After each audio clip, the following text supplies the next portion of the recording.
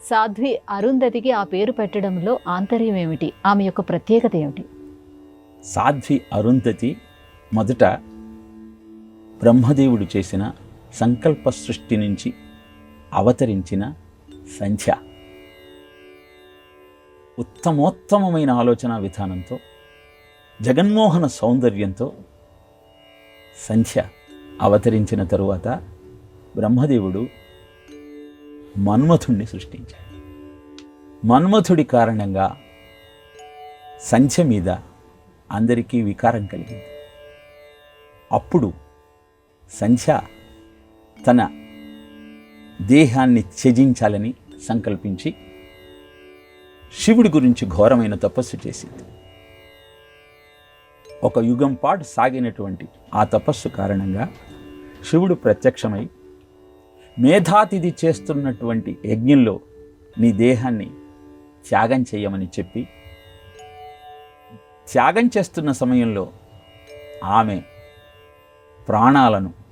ప్రాణశక్తిని ఒక అందమైనటువంటి 8 ఏళ్ల బాలికగా అవతరింపజేశాడు.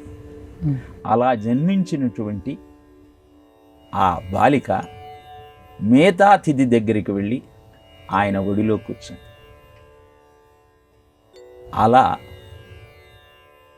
అద్భుతమైన తపశ్శక్తితో ధర్మ విరుద్ధమైన ఆలోచనకు స్వస్తి చెప్పి ధర్మ మార్గాన జీవితాన్ని గడపటానికి ఎలాంటి అవరోధం లేకుండా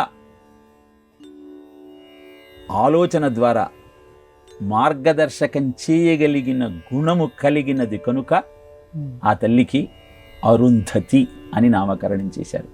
రుంధ అంటే అడ్డుపడటం, అరుంధ అంటే అడ్డు లేకుండా కొనసాగించడం. ఆ అరుంధతిని వశిష్ఠుడికిచ్చి వివాహం చేశారు.